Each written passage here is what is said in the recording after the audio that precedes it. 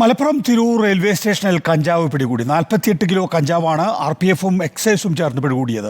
ചെന്നൈ മംഗളൂരു മെയിലിൽ ഉപേക്ഷിക്കപ്പെട്ട നിലയിലാണ് കഞ്ചാവ് കണ്ടെത്തിയത്. മുബഷീർ പി അക്ബർ വിശദാംശങ്ങളുമായി. മുബഷീർ, എന്താണ് സംഭവം? നികേഷ് കുമാർ, ട്രെയിൻ മാർഗം വൻതോതിൽ ലഹരി ഉൽപ്പന്നങ്ങൾ എത്തുന്നുണ്ടെന്ന രഹസ്യ വിവരത്തെ തുടർന്നാണ് തിരൂർ RPFും തിരൂർ സർക്കിൾ എക്സൈസും സംയുക്തമായി ഒരു പരിശോധന നടത്തുന്നത്. ഈ ഒരു പരിശോധനയിലാണ് 48 ഗ്രാം കഞ്ചാവ് പിടികൂടിയിരിക്കുന്നത്. 48 കിലോഗ്രാം കഞ്ചാവ് പിടികൂടിയിരിക്കുന്നത്. ചെന്നൈ മംഗലാപുരം ജനറൽ കമ്പാർട്ട്മെന്റിൽ നിന്നാണ് കഞ്ചാവ് പിടികൂടിയിരിക്കുന്നത്. ട്രോളി ബാഗിലും ചെറിയ മറ്റു 3 ബാഗുകളുമായി 38 പൊതികളാക്കിയാണ് കഞ്ചാവ് സൂക്ഷിച്ചിരുന്നത് എന്നാണ് നമുക്ക് മനസ്സിലാക്കാൻ സാധിക്കുന്നത്.